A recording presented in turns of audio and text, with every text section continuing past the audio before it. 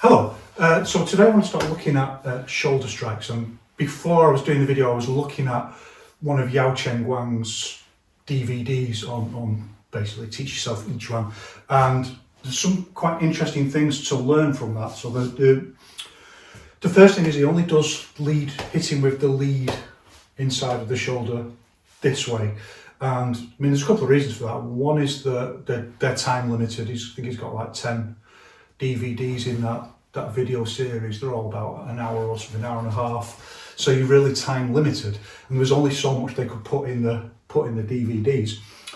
The rest you kind of have to extrapolate for yourself if you're going to use those as a resource. The second thing is, as someone who designs curriculums myself, like academic curriculums, I know how hard that is. So there was a process that took place between Yao Zhongzhun and then eventually with the Yao brothers, where they completely modernized and revised the Yiquan curriculum. And that is such an enormous task to do something like that, that it inevitably focuses on like kind of big elements of things. So if you think you've got to think about punching, elbowing, knees, palm strikes, sparring techniques, hitting with the shoulder, hitting with the hip, all just everything. They're all really big items. And to modernize all of that is an enormous task. But to then break those things down into more micro details and variations of those things to access the infinite curriculum, that's a generational thing, or a lifetime thing and then a generational thing.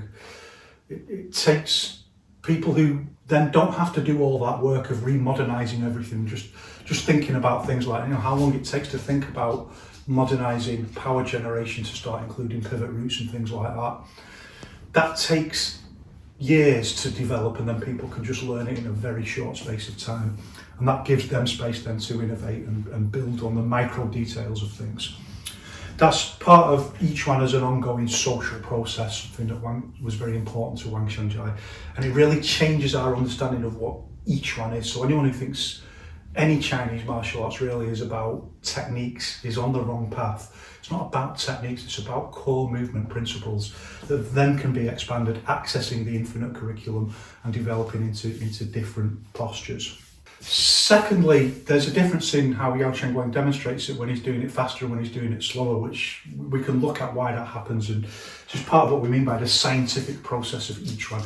I know there's people who use the idea of science, Yiquan as a science, as some kind of like a brag to kind of separate Yiquan from inferior martial arts systems. I have to say there's very little evidence of that. I mean, I believe in the Yiquan method, but those same people who are talking about Yiquan as some kind of elevated martial arts skill that's above mere kickboxers and UFC fighters, there's literally zero evidence that, well, certainly that any of them can do any of that stuff, that they are of an elevated level. And there's zero evidence anyway. So don't think about it like that. The idea of Yiquan as a science is that we can pick things apart, like not criticism. Like criticism just destroys people's mental health. I go through this all the time on social media. Criticism from behind closed doors. It's astonishing how many people who say they do Yiquan just like fulfill all of the criteria of the things that Wang Xiangjai hated and despised and himself criticized.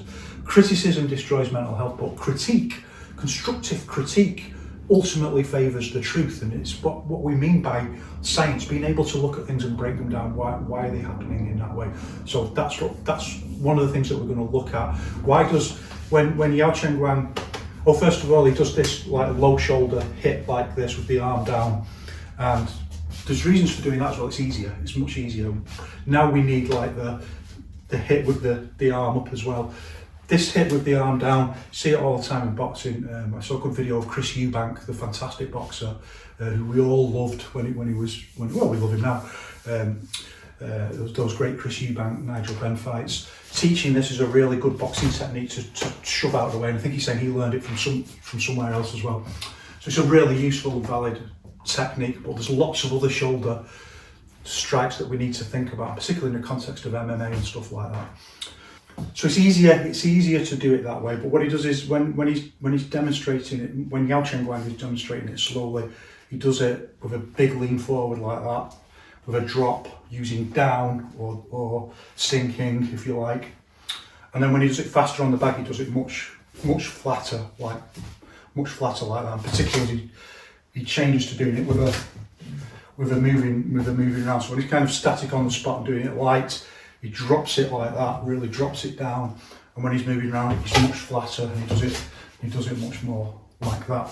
And that's partly because when you do things faster, the posture changes. And however you do things, whether you do them slow or whether you do them fast, and whether you're Yaochen Guang or whether you're somebody much lower down the chain, just like me, it doesn't matter who you are. Your intent everyone's intent kind of functions in the same way, that it will try and maximize power. It's not, your intent isn't very intelligent. We've talked about this before. Like, even though it's a supercomputer, it's like ChatGPT, you know, like it's not sentient.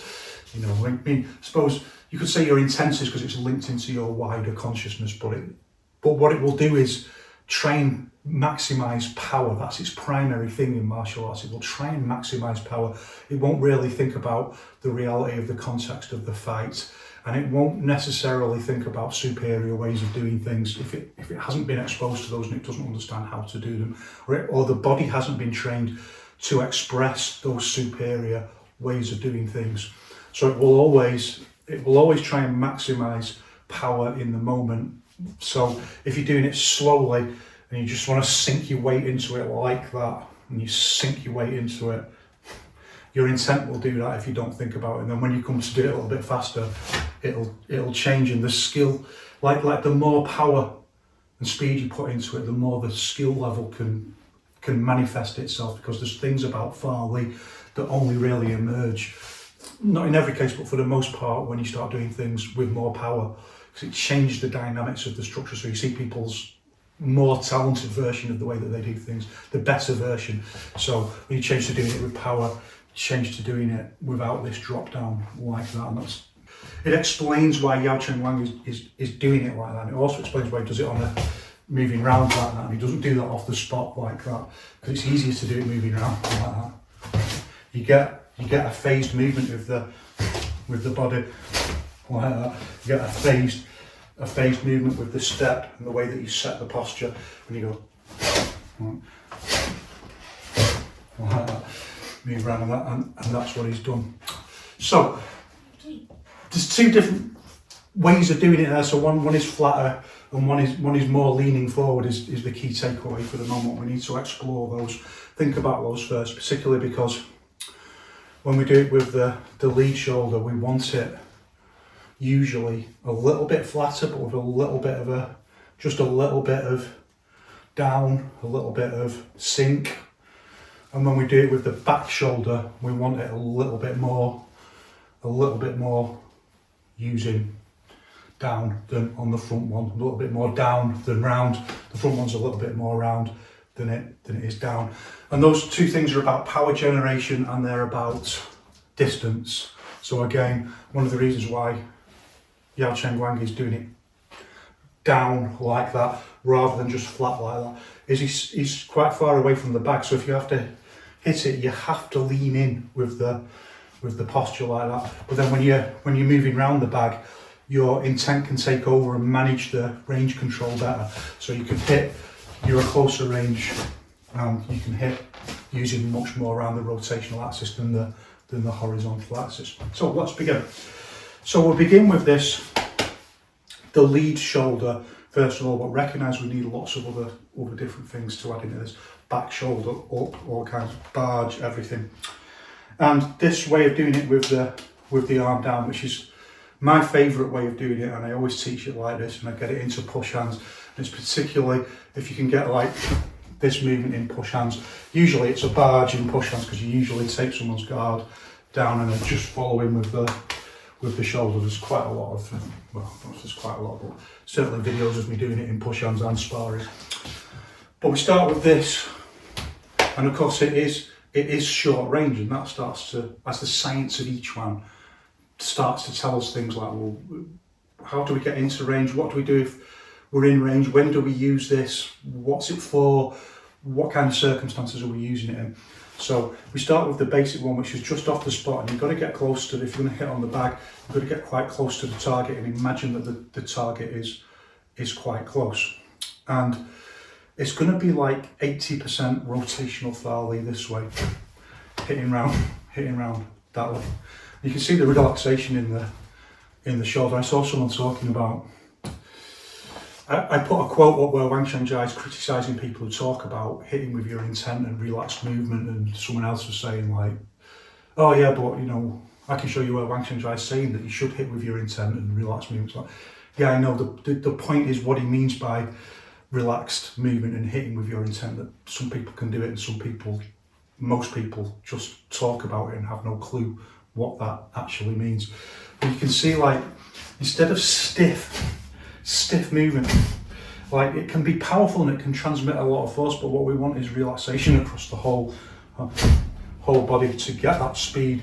And you can see it in the phase movement, like, and the muscle bounce and the way that the body functions, as opposed to a stiff and just trying to use brute force. And you see that all the time on the punch bag, where people try to use really stiff movement and brute force to get power. And it's not even necessarily about power, it's about the reality of the context of the fight. That if you use the correct relaxation through the whole body as a system, that you can get similar amounts of power from small movement. I mean, a big muscle man brutes like you see all the time in the gym, a big muscle man smacking the bag, you know, they're going to knock you out if they hit you like that, but it's the reality of the context of the fight. Those people aren't good boxers. So using relaxed movement to generate a similar amount of force, but being more in harmony with the reality of the context of the fight, thinking about guards and combinations and being able to move and generate force with less energy, all that unnecessary tension, you know, to hit the bag with just sheer brute force, just draining your energy away, particularly if you've got big muscles. So you can see that kind of movement in the way that I was just very relaxed like that. But you can probably hear that I'm setting the posture on the back foot, and that's not what we want. And the reason that's my back foot setting, just coming forward a little bit like that. And remember, that solidifies the posture. It doesn't bring power from the ground. It's just, well, I'm hoping anyway through these videos that even the people who are kind of arguing things like, oh, power comes from the ground, we'll begin to see that's not actually the correct thing. And I know that I've seen some things on the internet, and I know that some people are becoming upset about the things that I say. And all I can say about it is a culture of robust discourse will eventually favour the truth. So it doesn't matter if I'm right or someone else is right, as long as we can discuss it scientifically and demonstrate it scientifically, the truth will filter through. It's when the criticism is like, it's when people are asking the wrong questions. Like, the wrong question is things like, what's your lineage? You know, the right question is, well, how do we generate power? You know, and then breaking it down and looking at it, and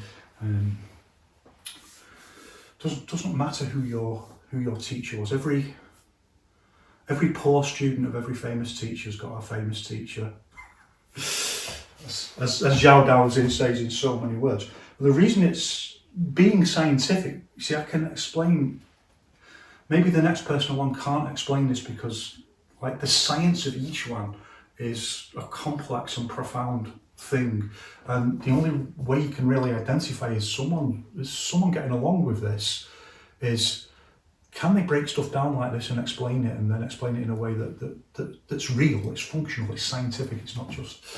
So the heel comes forward and it's setting the posture like that down to the back foot. But that's the kind of thing that the intent will do, because I'm using rotational Farley like that. It won't, doesn't for example want to do a pivot root on the front foot. Again, we can scientifically explain that, and I've looked at this before, that when you do smaller movements, the smaller the movement is out from the body, the larger the movement is out from the body, the more, generally speaking, you want to do a pivot root, because it generates more force and it's more in harmony with the reality of the context of the fight. The smaller the movement, the more you go back to more traditional kind of Xing Yiquan ways of releasing force, using different kinds of scrape rooting or fishtail fishtail routing. So we're not getting much more close range than hitting with the shoulder directly. So my body doesn't want to do a pivot route. I mean, it can do it like that, but it knows that it can't, like my intent knows that it can't generate as much force doing a pivot route close range as it can doing some kind of flat routing, some kind of more traditional Yiquan routing. And I don't have to understand completely scientifically why, for example, if I do it more rotational around the axis, as opposed to adding in more leaning forward, why does my intent want to set it on the back foot? My intent knows that that's the right way, that generates the most force. So I don't even need to know scientifically why that happens. I just need to know that my intent does that. I trust my intent, but I don't always trust it to do the right thing. I trust it to do the right thing given a certain set of variables and parameters that I feed into it, that it knows that's the best way to do it. But I know that there's a better way to do it if I can get more power if I start adding a little bit of I start combining this axis with this axis. So remember, these are virtual reality in reality. And I talked about you can have this rotational axis for Farley, you can have this axis, you can go side to side as well, they're not the only, but even side to side is just a variation of these two and how they interact. So we can have more forward and round like that with these two axes. So this is this going forward and this is this going round, and we can have more like that. Just like when we punch, we raise up like that. So almost like, well, it's the reverse of that, where we're going to come forward a little bit like that. And because we're imagining close range, we don't need to do too much like that. And that's what Yao Cheng Wang's doing. When he's doing it initially on the bag, he's quite far away from the bag, relatively speaking. So he's having to use more down like that. Your intent will just go with that, because dropping your weight into it adds more physical weight behind it. And it creates a more solid hit when you're doing it slowly like that. But we're imagining something closer, much closer, like your opponent's body is much closer to you when you want to hit, and we're going to hit a little bit forward like that, and that allows me then to change the routing. Well, actually my intent does it. My intent doesn't want to do it like that. It wants to do it forward like that, with the kind of what we used to call the energy of a car suddenly braking route, in a much more traditional Yiquan routing, scrape routing. So it wants to, but it's only a tiny little bit of, like, scrape routing itself can be different. Like when we do it with a push, because the posture's longer and further out, we usually do a bigger scrape routing posture like that, which can be dangerous. It can slip. But the idea is you can catch it in this kind of Tai Chi posture with the heel, but even then not always. Although all those kinds of things are inevitable. I was training here barefoot the other day, and I was doing some things, and the route was sliding right out and round. If the floor's slippy, all kinds of things can change. That doesn't matter for the moment. So it's partly intense, and it's partly that I know that this is more powerful. So I'm having to overrule partly my intent and say, well, I want to put more of this forward in like that. And for that, it's still, I can feel then it's still partly setting on the back heel, like the back heel's just coming up slightly and then slamming back down into the floor. So it's setting on both, but the routing, the dominant routing is the front foot. Like that. So I can still hear it setting, I can still feel it setting on the back foot, but I'm using this now to generate, because it can just get all my body weight moving forward into the equation of mass times speed. And again, this speaks to when people talk about force and hitting with force. And this thing Wang Xiangjia is talking about, people talking about hitting with their intent, and taking it away from being an idiom and transforming it into like, what, you're going to stand in front of an opponent and just kind of imagine hitting them and they're going to fall down. It's like, there's either that, or you're going to have to actually make contact and hit them. And if you're going to have to make contact and hit them, there's going to have to be real kinetic force, as Yao Zongzun says, and he emphasises. Already, when Wang Xiangjia was alive, people were starting to bullshit about intent as some kind of magic thing. You have to hit people. the more real, the more real your Yiquan is, the vast majority of the people who say that they do Yiquan will start saying that's not Yiquan. And you can work out that equation for yourself, why that happens. I see Yiquan as like a balloon that potentially can take off right up into the sky, but there's thousands and thousands of people hanging onto it and in the basket, and some of them have got to be turfed out, I'm afraid, if you want that balloon to actually get airborne. So we're combining a little bit of forward and a little bit of round, like that, and adjusting a tiny movement to generate the, and it's setting on both feet, but it's dominant on this straight route in from the front, and this is just doing this kind of nail pounding route where it just, like hitting a nail and it just comes up like that and down like that. And you don't, like, it's one of the things that we mean by letting your intent do it, like hitting with your intent. If you try and do that deliberately, it's almost impossible. It's something that your body does, or your intent does with your body. I don't want to make this dichotomy between body and intent. It's something that the system does intuitively, but it's not innate. You have to train it step by step, and eventually a sufficient amount of quantity becomes an entirely different quality, and the body can just do that kind of thing. Just like a jazz musician improvising, they start just playing scales note by note, the same as everyone else. In terms of the hands and why you have your hands down like this, it makes the posture significantly easier, as we'll see in a moment, as opposed to hitting with the shoulder, which we also need this way. This is a much smaller movement, it's less powerful. So again, these people who are like trying to convince you that they've got some kind of magic force or like electricity, or for them it won't make any difference where they hit you, with whether they hit you this way with their arm down, or whether they hit you that way, or whether they hit you that way. None of it will have any force in reality. That's why they only just talk about it on the internet, or notice how the demonstrations are always set up to be really staged to favour something that just about looks like it could work. In reality, they can't generate any force at all, because force is real, it's biomechanical, it's real. This kind of hitting this way, people can do it to different degrees. I'll talk about it in a moment, but I remember like showing my senior student how to do this, and he could do it better than me straight away. It's just one of those things. Some people have certain things that they can do better. I just have this kind of articulation of movement better. It's not the most powerful movement, but this is more powerful movement because there's much more, it's a bigger movement. There's much more volume in the movement.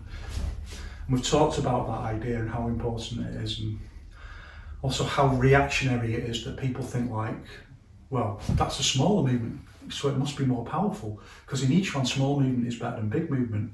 No, that's not how it works, that's not how that functions. It's the amount of volume, including articulated force and the way that the posture sets, that determines how much power is going to be in that posture.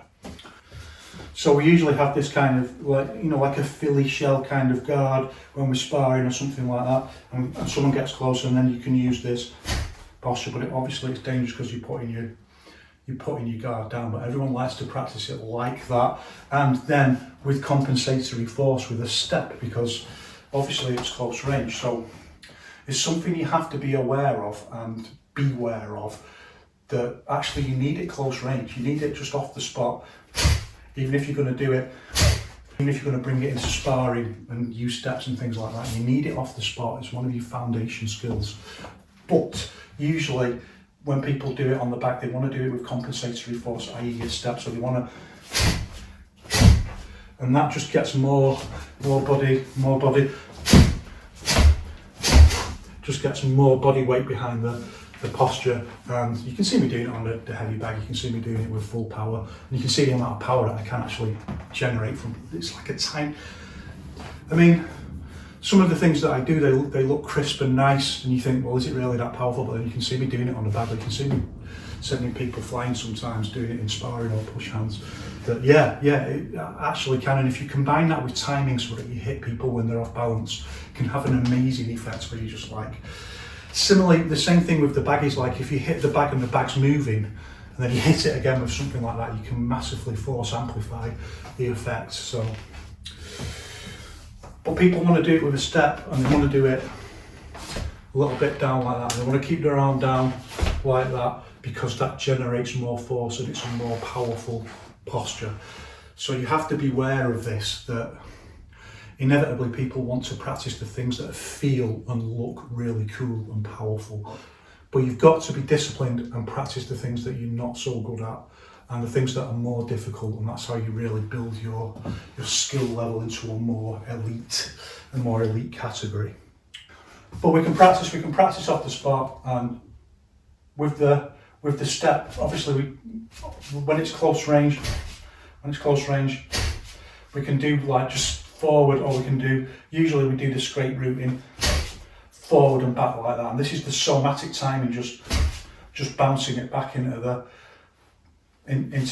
the posture that we want. And then it's a very vulnerable position, even if you, and this is the other thing, so what you hit someone with that, you know, it's one of the questions that's not really answered in terms of push hands. So what you push someone, that's why when we do push hands, very often when we do push hands with the gloves on, there's always 5 seconds after that where you can keep hitting or something like that. Or if you get pushed, I always encourage just come straight back in, like, because so what you get pushed, it doesn't make any difference unless you get pushed into something. That's usually the excuse that's made in each one, like, oh yeah, but I pushed someone into a wall. It's like, come on, get out of your fantasy, get in reality, get in. Okay, maybe you would do that, you know, maybe that wouldn't do anything. I'm gonna push him into his mate, so what? And then you're gonna piss his mate off, and then they're both gonna batter you. It's like, get in the reality. Most cases, a push isn't gonna do anything at all. And even a push like this that can look quite dramatic on a back, hitting a person is very different. People are much more resilient physical structures than punch bags. They can really take stuff, and particularly when they're angry. So if it doesn't hurt them and their anger overwhelms the pain and it doesn't really knock them back, then it hasn't really done anything, has it? Unless you're building up a combination, you're building up an opening into something else. So that's when the genius of the somatic timing comes into play, and your structural movement, and you can start thinking about what would be the likely things that I would do from here.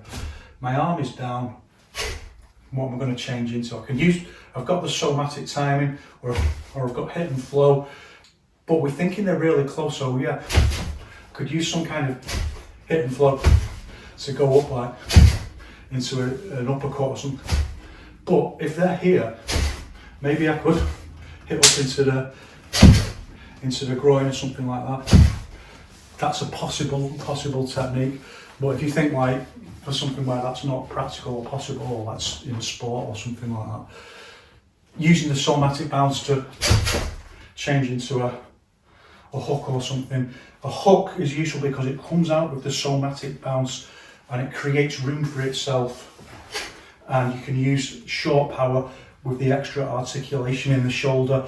Remember, the short power comes back from the somatic bounce, flows into the articulation of the shoulder, and we can use short power into a hook, say. From this. It's also good practice very often to do this, because if you're going to do this kind of guard, you need to kind of fill his shell, not just be like that.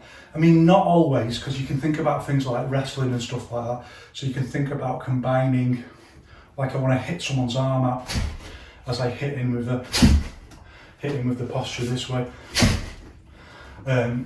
or pulling and hitting like that.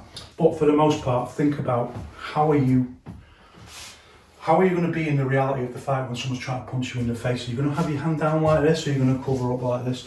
And you're in close, and this changes power generation because you're losing this big movement like that, and this is an issue in each one if you practice like this. Very traditional. It's not traditional, is it? Very much the Yao brothers way of doing it like this, or even worse for the older generations, low like this or big like this, relying on single hit knockouts that ain't going to happen so much, if ever, you know, in the reality of modern fighting. For each one people, you're going to be very lucky to knock out a serious fighter with a big, I know not everyone's thinking like that, but even in self-defense it doesn't make sense. So we have this tighter guard, coming in from the Yao brothers, but we also need to be able to think about covering up, and that changes power generation, because this actually acts as like a flywheel weight that, and the extra screwing force pulls the axis round into the posture. That's gone here. We can articulate the shoulder like that to try and create the same effect in the posture. But it's quite a clumsy movement, and it's difficult to phase integrate into the posture. So it changes the way that some of the postures work. That's why you have to practice all of your basic postures with the guard up like this, as well as with the wider guard, because it's different, and you'll need to do that when people are throwing punches at you. So here's what it is. It's the journey of continual exploration and problem solving. That's what it is, and finding new challenges to work on. Yeah, I've got this damn great, and then you start going, it's like, I can't do it anymore, it's throwing me right off. Yeah, well, something new to work on, isn't it? So, hitting with the, like that, you can come out, or we can change from the other way like that. But see, this hand isn't getting up fast enough to cover, if we want to use the somatic time, this isn't going to get up fast enough to cover the other side of the head, so we end up with this much more like kind of hands each one, or very much like Wang Shanzai. I imagine, you know, like the Han brothers, the elder Han brothers, that each one is much closer to what Wang Shanzai's each one would have looked like. So this 1, 2, low here, and we can just use a little bit of this movement to generate. I mean, they're like flywheels round the axis, and you can see when I do that, you can see the physics of it, and you can see that it's right. There's no need for magic powers or anything like that. So we can change like that, but this is going to be low. And the good practice then is to do it as a 3 with a third strike like that, and not to roll back on your heels and get sparked out. Change like that. So I rolled back on my heels because I didn't get enough of this posture into the punch to set the posture. So energy just took me backwards. Okay, good learning moment. Didn't set right, and into a strike like that.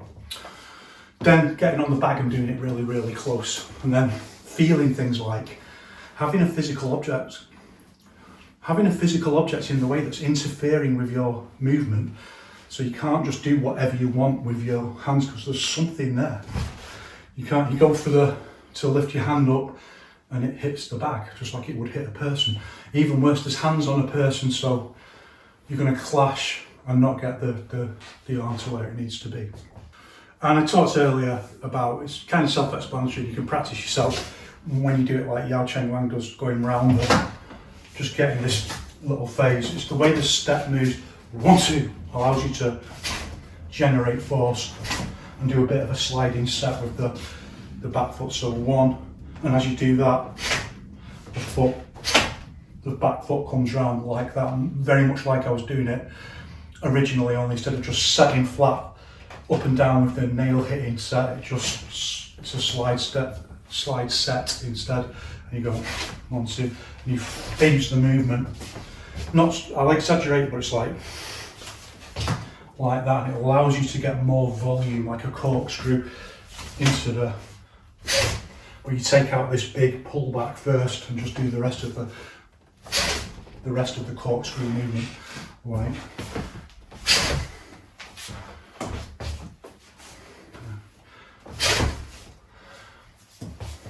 And you just do the rest of the corkscrew movement like that, and you can go see, well, I might put a link in there so you can see Yao Cheng Wang doing it. Things change when you come to hit with the back shoulder, and Yao Cheng Wang doesn't demonstrate that. So things change, and it's not just about distance, because the distance can be close range, so you can get right up to the bag, and you can feel yourself if you try and you can try yourself if you get close to the bag and try and just hit by moving around the vertical axis like that, that it's much less powerful than the front one, even if you just do it with a similarly around the vertical axis. And that's to do with the volume of the movement again. So from the front movement, you can get like this much going round, and for this one, it's a much smaller movement. There's much less in it. And there's also a little bit of a change actually in the way that the posture hits. So this can hit round like that. We're imagining an opponent who's here, and it can hit round and into the opponent, whereas this one's going forward more like that. It's not usually going round this far, because if the opponent was here, you'd think this was likely to be a too far of a move, and if it wasn't, we'd change into hitting up with the top of the shoulder like that. So the kind of thing we'll talk about in a bit was the kind of thing you see in MMA, where you're hitting up with the shoulder. So if we're hitting with this front part of the body like that, it's a smaller movement and it's more forward than it is round. And that scientifically begins to unpack for us as we proceed via intuition. Is a good example. You can do it yourself just by getting on the bag and proceed via intuition and work this out. You don't need a teacher to tell you things that are based on natural physiology. You just need the concept, and you just need the will to do it. So you can work out yourself that, well, actually you need to generate more power. So we're going to change how we generate power. We're going to change to emphasize the horizontal axis rather than the rotational axis. So the front one, emphasize the rotational axis with a little bit of the horizontal axis. This we're going to emphasize the horizontal axis with a little bit of the rotational axis. It's going to be much more like that. So we hit and we lean forward a little bit, and again, usually we've got our arms down, or we hit in like this. People would usually, if you see people doing it, they keep their arms down like that because it helps to generate more force. There's various reasons. One is the articulation of the movement, combining the shoulder movement like that, and the second is keeping it really, really tight like that, so you create a really solid structure that you hit with at the last minute. Whereas if you do it like with a hand up like this, it's harder to get this flywheel effect that's pulling the rotational axis around. It's just science. It's nothing magical about it. And to just do that with screwing force and elbow back that way is really easy.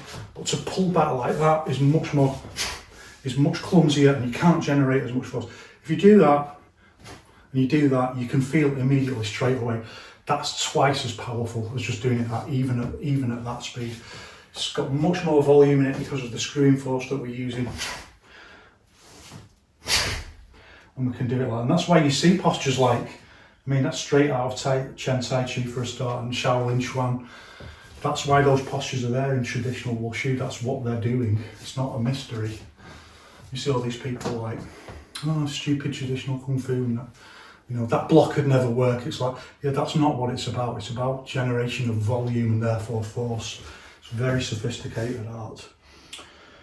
So, but usually people want this because it's a version of this. It's even better than this because it's on the line of the posture itself in a way that's too horizontal like that, whereas this encourages the movement forward like that. You can see it's just like that's a very natural horizontal movement, but if we do it forward, it becomes a bit of an odder sort of Tai Chi kind of movement. It's not invalid, but it just seems to suggest itself as being more outside of the reality of the context of the fight, doing a nice close-up, protected thing. You feel like nice and protected like that. However, what I'm going to say is it's not necessarily the best way, because the reality of the context of the fight is that you actually need to cover up in most cases. So, or if you're that close, you're getting headbutted, you're getting grabbed.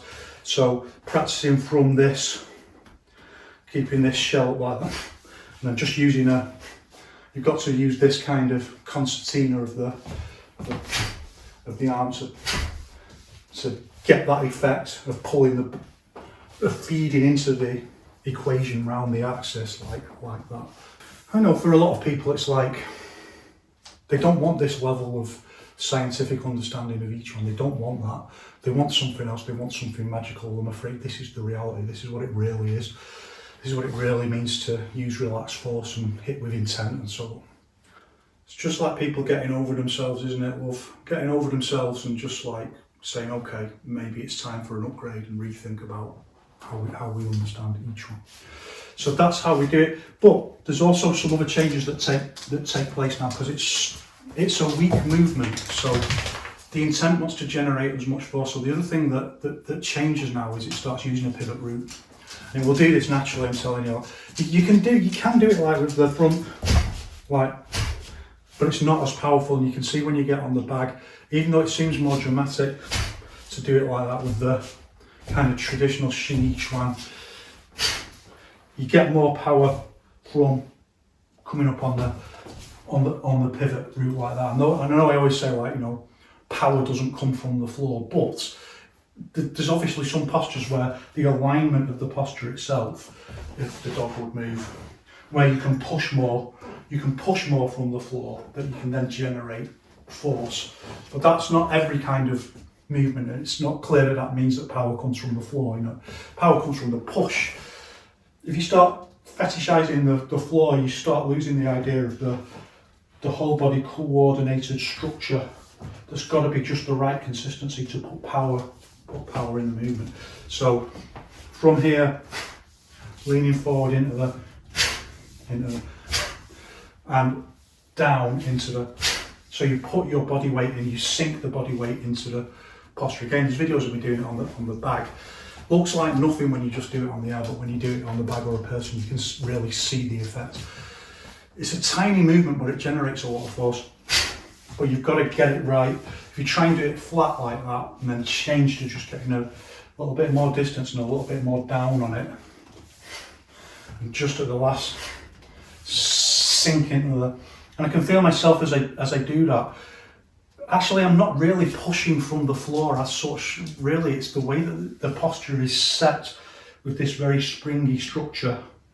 You've got to have the right level of tension and relaxation in every joint, from the toes, the ankle, the knee, and the hip, and then into the shoulder, so it creates this springy structure that's not, you know, just at the last moment at 80% tenses.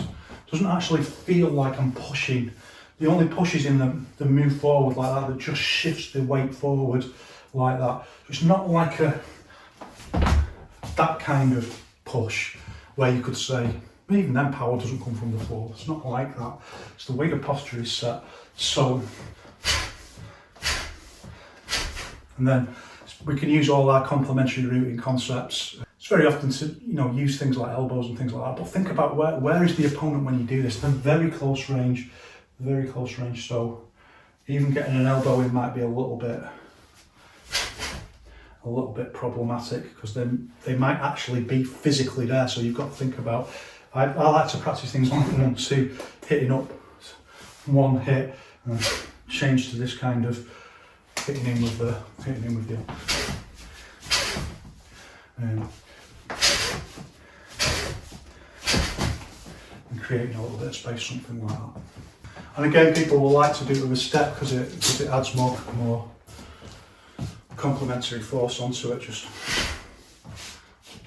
moving in. It's just a matter of timing the step and the way the step lands with the.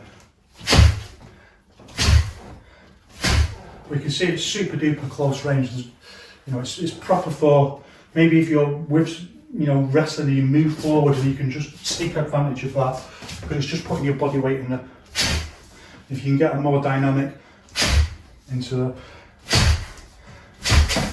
the posture, then you can maybe flow with the movement of the grapple or the fight itself. However, these are very artificial things with the arms down like that. We also need other kinds of hitting in with the shoulders. So something you'll see quite a lot in Western boxing is people miss with the shot. Because even though we can caricature Western boxing like as being very straight and square force like that, in reality, when you actually watch people box, it's never quite like that. And you see all the time people miss with a hit, and then they hit, or the opponent's head goes right into the shoulder like that. You can generate force from the shoulder just from the punch itself. So the way that we use this kind of relaxed movement is generating force. But usually the timing is wrong. So if I've gone for the punch there and I've missed and their head's here, by the time their head hits my shoulder, I've already released force from the punch. So it doesn't, like the equation doesn't add up that if you miss with the punch that necessarily you'll be able to hit with the shoulder unless they step right into it. And again, that's the kind of thing you see in Western boxing where people do, and they step right into the shoulder and get hit in the face with the shoulder. What we need to do is to be able to independently hit with the shoulder. We can build that into like a 1-2 later on, like kind of thing, hitting in with the shoulder like that. But we need to practice it on its own first. And this is a bit of a difficult, it's much more difficult than doing it with the arm down. That's why people do it with the arm down for the most part. And you've got to think about the articulation. It's about, uses a pivot route just like as if you're going to do a jab, but it changes the stack of the posture. So instead of hitting forward with the fist, you hit forward with the shoulder like that. Again, it's a small movement, but when you do it on the bag, it's surprising. If you do it with compensatory power, like a step, you can get quite a good hit with hitting with your shoulder.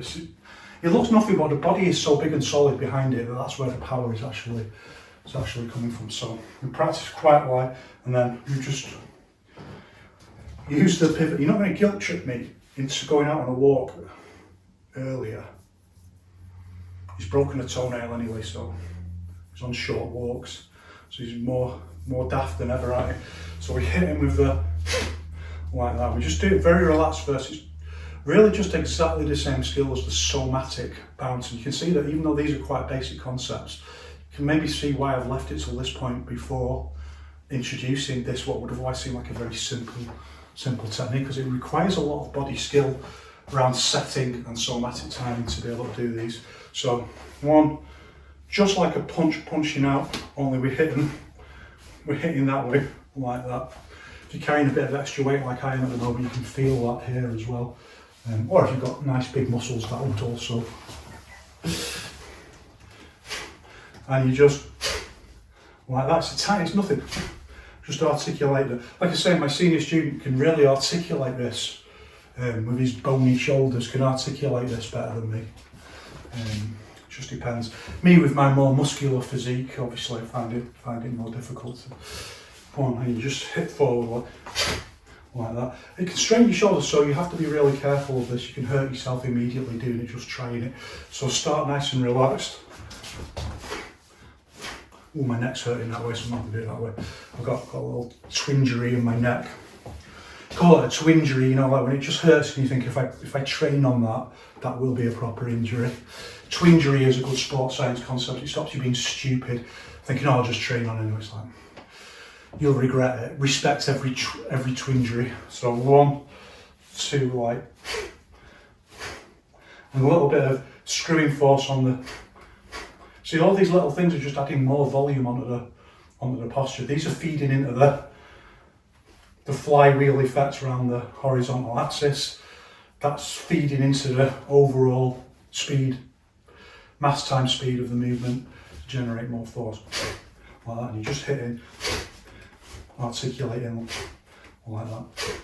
And you can see the posture is almost identical to if you were going to hit with the hip. Only with the hip, you push the hip in more like that, and you emphasise pushing the hip in, and it goes much further than it does when you hit with the shoulder, but it's a very similar concept. So, and then we change it to hitting with a step like that. And it's the same thing if we go back, we just emphasise. For some reason I can do it that way with the backhand, but I can't do it with that's twinging my neck. Hitting with we use the pivot route, and again, see it's coming forward like this, almost like we're going to do a flat clothesline like someone was there, and we're going to do that. And these are movements from the natural set, by the way. They're just the natural body movements when you apply the principles of the quintessence principles of wushu to physical movement. They're from the natural set. So you just open the arm a little bit like that. And it's very similar to before, where you need to lean forward, power generation, leaning forward with a little bit of down, like that. And you just articulate. You use the arm opening a little bit like that to articulate the shoulder forward. You see, this is pulling back. And again, you can change the way that you root it. So if you use like the Yourself Yiquan rooting, it makes the posture sound louder, it makes it look much sharper, but actually when you get on the bag and do it, you can feel that's not as powerful as hitting with the pivot root and setting it like that. It just doesn't look or sound as powerful, but you can feel that it is more powerful. Get this really good springy root behind the posture like that. And again, you can use all your somatic timing, your somatic bouncing to move from any of these, like shoulder in, or usually more useful from the jab, miss, and then hit with the shoulder. So one I like to practice all the time is missing deliberately with the jab. It's one of the ways you can see someone who's training on a more professional level. They're the only people you ever see practicing to miss the bag. And what happens then? So, like you've missed and then you change. You've missed an area and then you change with the shoulder, like that. Looks like nothing, but when you get on the bag, when you can get it right, you can get enough force on it to actually do something that's useful that you can then transfer into something else. I mean, you can watch UFC and you can see like people getting smacked in the face with the shoulder. It doesn't do that much, but it doesn't do nothing, you know. If you can get it right, see the whole body is articulated into the movement. And you can also see I'm going with the pivot root because I'm using the quarter rooting rather than going 1, 2, like pivot root for the jab and then change to the scrape rooting that's too slow. My intent knows, so it's the other thing the intent can do is like maximize speed between the elements of a combination. Well, it does lots of things, but power generation, speed, and speed of combinations. These are like 3 key things that the intent does at the most basic level that it's really, really good at. So it's not going to let me go jab, down, change, scrape rooting, hit with the shoulder. It's going to go jab, quarter rooting, or even just 1, 2, hit and flow. Both using quarter rooting. Just hit and flow quarter rooting where it doesn't come back down, or articulate quarter rooting where it does come back down. It's going to use one of those to hit him.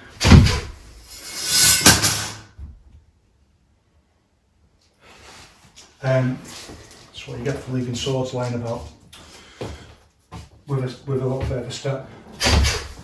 Once you start getting the steps in and it starts making more noise, you start hearing the hard sets, it looks more impressive. It's not necessarily more powerful, so it's something you've got to be aware of in traditional wushu like barge Yiquan, Yourself Yiquan. Just because you hard set the posture doesn't mean that the force transmission is superior. Actually, the only thing that's superior is we get some body weight behind the posture. So I'm using it to just hit and get a little dink. Usually you need a follow-up. Next we want to think about hitting back with the shoulder, and this is very interesting. So something that I didn't mention is that there's a difference between when you hit from a distance and when you hit from being in contact with something and having something braced against you. So they both use Fa Li, and this speaks to our idea of articulated force. So if there's a little gap, no matter how small that gap is, you can get this kind of Fa Li relaxed spot where you're hitting and just hit like that tiny little movement. And here, even though it's just that much movement, it's just that much extra volume in the posture. If you're actually braced against something, you can't get that same effect. You don't have that run up to release force in the same way. And you can't just push against someone like that, because that point where you will be pushing into them, that's where you generate the acceleration. So if it's acceleration times mass to create power, you don't get the acceleration because they're pushing against you. That's all taken up. Whereas if there's just that little bit of space, that's enough to get the acceleration that you need to hit with that kind of far leg. So what do we do instead? We have to use articulated and phased movement. So the movement's got to be in the body. And the easiest way to explain that is like when we push, we can, if we're not in contact, we can push like that. But if we are in contact, we've got to change to this kind of, see the acceleration is in a different part of my body. It's in my bottom, like that, and push forward, almost like a vomit kind of reflex, which is like, the vomit reflex is one of the ways that the body demonstrates that it can generate an enormous amount of power completely naturally. It's a very similar sort of movement like that. So you keep pushing against and your hands don't come off and you push like that. Whereas if there's a little bit of space, you can just generate that acceleration of movement. It's exactly the same with the shoulder pusher. So if you put the shoulder on a bag and take the weight of the punch bag first, and then just try and release force in the same way, you've got to articulate much more movement from within your body to get the push. It's two foundation ways of pushing. They're completely different. In essence, completely different ways of using far leg. You can combine them, and there's other ways. There's more advanced versions where you compound the two movements, but those are the two basic functional ways. We'll look at that another time. But just bear that in mind. And you can mostly learn it naturally just by starting with a body part on the bag and then realising that there's this. I do have a video actually where I explain that in some detail. And you'll find that you're able to do it much more easily some ways than others. And this point I'm getting at here is hitting back with the shoulder. It's much harder to get farly through articulated movement if someone's pushing against you and you push back like that. Now I know I've seen people saying like, if someone's pushing against you, that's stored force that you can then use back to push back into them. It's not entirely clear to me how that works, other than, as I've said before, if they're pushing in, you can just disappear. One of our concepts from push hands, you just disappear and their weight just sends them forward or something like that. Or you can use the articulated movement to redirect the force. But what you can't do is generate farly in the same way as if there's a space between you and the person. But that's the technique that we're going to look at today, and then we'll leave that till another day. It really needs to be on the bag to demonstrate that, I think. But to hit back like that, and we use a little bit of down, even though it's an odd variation of this. It's a special case where we lean back quite a lot and we just drop the back leg a little bit like that. You can see the way it sets with the front foot coming forward like that. And that's so counterintuitive. You think like you want to go back with a back set like that, just like if you go forward with a push, this foot goes forward, but it doesn't. It goes like that. It uses this very special case of oppositional force. And really it's just going like that. So you can see how the lever works, it's just going like that, and that's why it does that. It's a special case, but the way that the structure is articulated, the way that the posture is stacked, allows you to get the phase of the movement and locate the force into the shoulder when you move. And again, if you want to learn this, first start with your arms down like this, and what this does is it brings the shoulder forward so that you've got more room to hit back like that. Look at my shoulder. If I bring it up into my normal Yiquan guard, then my shoulder goes right back, so there's much less movement to hit back with, so the power becomes much smaller, there's much less volume. So we do it like this first, just to get the movement.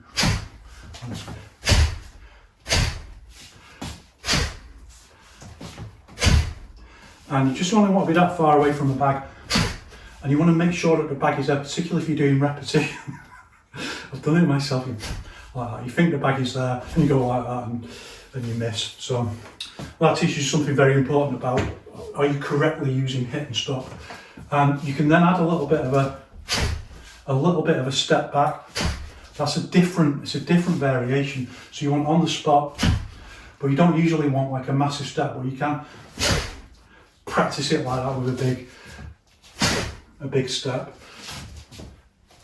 and get a little bit of extra. Posture changes a little bit when you do it like that. It's more when you do it off the spot. It's a different kind of, you can see the opening of the chest is much more here. If you see, it uses close. See, everything's coming close together. If I do a step, it uses open. So again, that's quite a special case. You don't usually see that, but the technical reasons why don't really matter so much as the fact that when you get on the bag, you can feel that this is the right way to do it. It maximises power generation, but of course you can work out that if you're generating force with this foot going forward, if you change to the foot going backwards, then it has to be different. It has to be, because you don't want to go back and then forward like that. It's all got to be in one movement. So off the spot and then a big open hit like that into. You see, I'm keeping the balance up and then back into the. Practice it with things like that, and that's how you do that posture. But then get on the bag. This video's of me doing it on the bag. Just remember, off the spot, this foot's going to come. It's almost like a knee, like a long little knee release force, like that. Which is a posture in itself. You know, push against someone's knee like that. But you just feed into the articulation of the movement like that.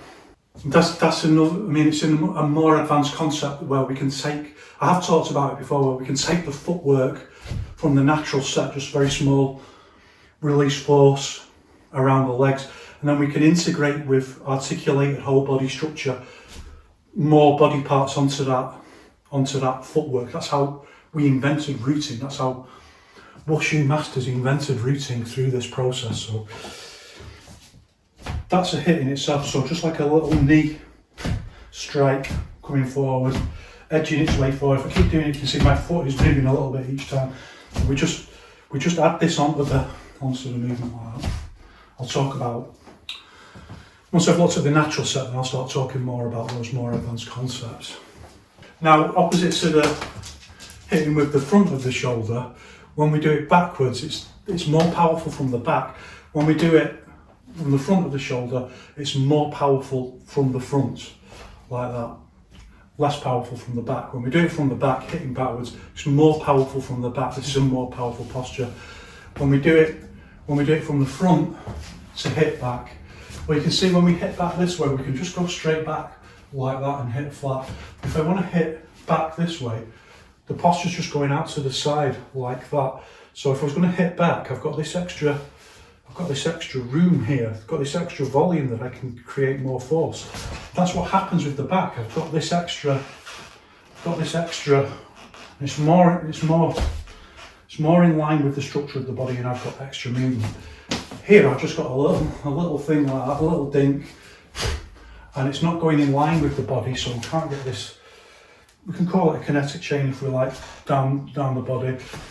It's going off at an angle like that, so it's being rooted against my weakest axis. So if you're doing push hands with me, for example, you want to pull me or push me, usually along this axis. But that's how I'm trying to generate force, hitting back with the lead shoulder, and you feel that immediately on the back that it's much more difficult to generate force in this way. It's a much more difficult posture. And it generates force in exactly the same way as the back foot, with the front foot going forward in there. So it's exactly the same physiological principle. And this teaches you something about volume, because it's pretty much the same movement, but you can feel straight away that there's less volume in it. Even though it almost looks identical, but there's less movement around the quad. The quad's just doing a little thing. Here, the quad, there's just much more articulation around the quad. So it's a smaller movement in terms of volume, but the most important thing is the way that the posture is rooted and set. That when we go back this way, it's all in a line, but when we go back this way, it's hitting against something where there's nothing, so I have to use different, like I have to lean back into it, for example, and that helps me do things like get it more in line with the front foot. It helps me, I can drop the back leg so I can get more body weight and volume into it that way. And these are all things that my intent is doing to create more volume or add more body weight into the posture. That's how it generates force. Create more volume, add more body weight in. The things around Farley are things that we teach it, so then it will use those if it can. So come on, like this. And look, a little bit of a lean. It's a dangerous posture because you can easily just, you're a millimetre away from doing that, good, slipping like that. Unless you do it deliberately like that with a foot up and do this kind of Tai Chi set. I'm not going to recommend it, it's bad. You can, and you don't usually do it like that in Tai Chi, but you can injure your knee really easily doing it like that. So I'm going to just do it with a flat scrape rooting forward. But the power's just hardly, I mean, you can get it more, like if you start from here, you can maybe get more power on it like that. But for what we want, just off the spot, like that. It's not that easy to get power. It's quite an awkward movement. Maybe I'll get better at it, you know, maybe someone can just do that easier straight away. Again, yeah, I remember like my senior student could do that better than me straight away. So some people can do things better like that. It's just one of those things. But I think most people are going to find that's a much more difficult way just because of the physiological structure of the body. Now, what do we do if our guard is up, however? So again, lots of things changing. Here's the other thing, so to mention about Yao Chen Guang, like when he's hitting the back with his shoulder, he gets a lot of his arm involved, and that's how Chris Eubank teaches it. I generally separate that into a different posture, like a forearm hit, like that, with less of the shoulder and more hitting in with the forearm. If you get more of the forearm in, you can get more force in it, but you lose the hitting point, like the sharpness of the shoulder. Like when we're hitting forward, you lose that kind of everything going to a much smaller point, but you can get more shoving force to just push someone back, which might well be what you need. And where this comes into play here is if your guard is up like this, you can use the back of the arm, but that can be quite. It's not necessarily something you want to be hitting a hard thing like someone's forehead or something like that. Really. I mean, the chaos of the moment, it's not going to matter that much, but depending on what you hit, that could hurt you more or as much as it hurts them. But also, it's really like an elbow, isn't it? So it is used. If you think of it more like a back elbow, like that, you can, and see how the posture is. The posture is set with a fishtail root when I do it like that from here. That's all about, it is coming forward, but it's coming in it's twisting in like that with an inward fishtail to generate the force like that. Changes if you do two, by the way. The second one just flows straight in, hit and flow, and it just sets with what we call a static set, which is where your feet don't really move, but you just drop your weight like that. Like that. First one sets, you can hear it set. And then you can hear there isn't a set on the second posture. So it's just a static set where you just drop like that into the posture to set it. It's pretty much the same thing from the front, from a standard this kind of guard. Only the way that the posture sets for this is much more on both feet. Both feet are kind of shuffling forwards like that, with the like that. Can't think of a more classic example of what we mean by oppositional force. Remember, one of the things that this is doing is it's making the posture bigger. It's going forward an inch, it's going back 6 inches. It's making it a 7 inch 7 inches added onto the posture. When we're talking about Farley, because we're talking about mass time speed, like the movement within an inch makes all the difference. So if I'm just an inch away, I can use this kind of Farley because it's enough space to generate acceleration. So the idea of a 1 inch punch, for example, comes from Wang Shangjai. It was taken from Wang Shangjai by Bruce Lee. Comes from Wang Shangjai. It's got different meanings, but here's one of the important meanings that actually, when we're talking about Farley and force generation, just an inch worth of space is enough to create acceleration and add force into the movement. Again, your intent does that. It's not like you have to practice drills for it, but your intent does it. It's not like if you try and do it on purpose, it's very hard. So your intent has to do it. So like that. And again, it's a little bit of a because there's not that much rotational Farley. We keep it really flat to the hit and stop. We don't want to go much further than that. We truncate the movement here to the hit and stop for the simple reason that's too far. That's too far. We're too off balance. So my intent is trained not to do that. You know, this is what we call bao, or the embracing concept. Bao means embracing Mandarin. Fundamental concepts in each one. I've been talking about it all along when I've been talking about truncation and this kind of movement. When I initially started talking about standing, I was talking about bao. I was building our understanding of this concept step by step. I don't like to use Mandarin words if they mislead, but even the English word embrace misleads. But if we think about it as a function, the truncated movement and this whole body rounded structure, and we understand why truncation exists, and then we understand that this has stored force, all those things that I've looked at, then it makes a lot more sense when we eventually come back and say, this is bao. So there's some people who talk about and say, well, you know, Wang Shangjai ultimately thought that each one was only about bao. Well, yeah, everyone does, actually. Everyone does right from the start. Yao Zhongzhong did. Everyone does.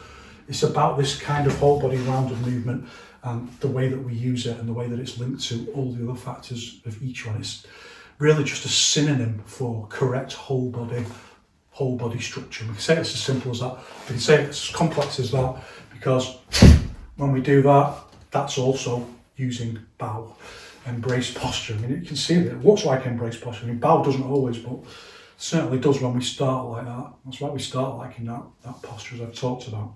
So hitting back, and we can change them because we've got stored force still. We've still got a lot of, or we can go forward, you know, into the, it's not necessarily as powerful as we might want it to be, but all those things around balance stored force. And that's it. It's still hitting back with the shoulder, so we can hit with any part of the body, but really, if you just change your attention a little bit to the shoulder, and I've talked about this idea before and how important it is where you put your attention, not to be confused with intention, which is managing the whole body, the intent, not to be confused with intention in a fight. Like some people say, oh yeah, but it's, you know, you can't think about what you're going to do. Yeah, we know that. We're not idiots. We actually do sparrings as opposed to the people who talk like that. Like Wang Shangjai says, like, if you ask them to show you how you use intent, it's the people who talk about it so much. They never can. We know. Intent sees and hits. We know that. But now we're talking about attention. Where do you put your attention in your body? So if you're thinking about you want to hit, if you're giving the command, so your attention is like a command to the intent. Like, I want to hit with my elbow that way. Your intent will make those decisions itself. If it sees the target and goes for it, you don't have to consciously think that intentionally. We know that. But if that's what your intent is doing, hitting with the elbow, it will change the posture slightly to transfer most of the force to that point. That's all done through the way that the posture is stacked, as I've talked about before. It's just micro adjustments. Make sure that most of the force is going from that point. If you want it to go from your shoulder, then you have to think about this posture. And at first, you've got to put your attention deliberately in the shoulder to just change it. You'll feel it yourself. You'll feel the truncation of the movement, and the elbow will almost not go as far back as if you're going to elbow, it goes further back, and if you're going to hit with the shoulder, it doesn't go as far back. The shoulder goes further back, using this same kind of posture. That's how you do that. It's as easy as that, it's as complex as that. There's just a couple more things to think about now. One is the shoulder barge, hitting with the shoulder this way, and this is an entirely different thing. So instead of hitting in like that, we want to hit forward like that. But we also want to be side on, so we want to use either a step with seeking step, or we want to use a scrape rooting, but we want to turn our body side on a little bit, so the foot is going to come in. It's almost like, well, it is very much like, if you see me do it on the back, you go into a kind of horse stance like this. There's a bit of a rollover risk on the ankle, but it's not that much. I've never done that. I've never rolled over my ankle. I've practiced this for years. So there again, I got a lot of time in horse stance, in maybe a little bit too much. And usually we don't just do this off the spot, but you can just hit forward like that. Just as long as the energy is going forward like that, you can just hit forward with the shoulder barge. Usually we want a little bit of a step into it. It's not like there's obviously a little bit of rotational farley, because that's how we're getting the force, and there's a little bit of lean forward farley. So that's going to change the posture a little bit, so it's a little bit on an angle, so the shoulder is pointing that way, whereas I was hitting that way. We've just got to keep that under control, take it to its absolute limit, because that's adding more volume into the posture. That's how we're generating force, not just through the step. And you can certainly feel in this, like, the idea that power comes from the floor doesn't make any sense in this posture whatsoever. Just, you can feel that there's nothing. It's all in the forward momentum, and then it just sets at the last second. So I'm just like this way, or this way, and then you can just get in a little bit of a big step if you see like that. Or when you're doing push hands, my favourite, come over the top and then drop, and then just straight into it's like this Shaolin Chuan posture. You just hit in with it just flows completely naturally from over the top like that, and then hit straight in with the shoulder. It really hurts, but you send people flying with that. And then finally we want hitting up with the shoulder, which is a little bit of a special case. It's quite an interesting variation, and it's one you see all the time now in MMA. Well, there's other variations like hitting, like being on the floor wrestling and hitting with the shoulder, like Valentina Shevchenko. Absolutely amazing fighter. Loads of what I recognise as really great structural principles in the way that she moves. She's one of my heroes anyway. Hitting on the floor of the shoulder, that's a whole other paradigm to think about another time. For now, I want to think about like hitting up with the shoulder and how you do that. So usually what we see, like when people are wrestling in MMA, we just see like a shrug, like maybe not even that, just like a dink, like just using. It's a good example of the difference between like using kind of what Wang Shenzhou would say, using force as opposed to using whole body movement. It's actually not as easy to use whole body movement when a Brazilian Jiu-Jitsu expert has got you like that, properly got you wrapped up, and you can't move, and you can hardly breathe, and you're tired. And it's a different thing. But if you have got the movement capacity and the posture, what we don't want to do is just use the shoulder like that. So we use this special case where it drops like that. So we're using down on the back leg, but we're also using up at the same time. So it's a combination movement between sinking and rising. So that's why I'm saying it's a special case. You see the back leg goes up, and we do this like that to get as much force as we can. And it's a little bit contradictory. Like contradicts common sense, because you think like you want to do that just off the front, like is that the best way to generate force? So again, the intent's got to make these decisions, and it won't always make the right decision because it might not know. If it's not been trained to recognise that there's different ways of generating force, it will go with the strongest way that it knows. It doesn't just innately know those things.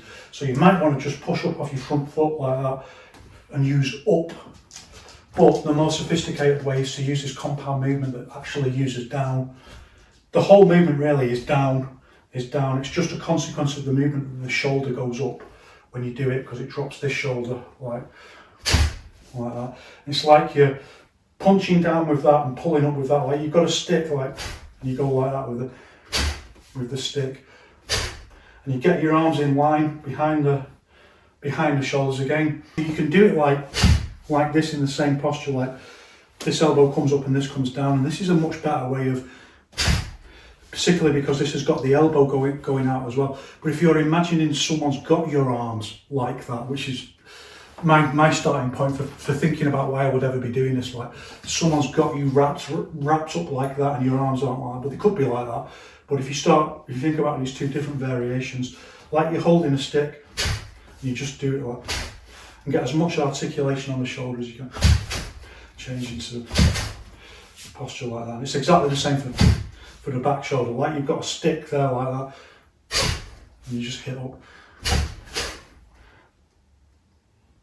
But you can do it just the same, like hitting up with the, for the back, it's still down for the back, like the whole body is sinking down, it's still sink, and the back shoulder just comes up, like, and you feel like you're elbowing back like that and elbowing up with the shoulder.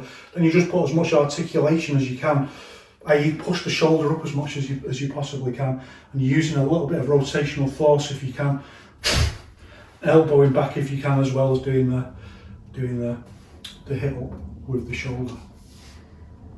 Okay.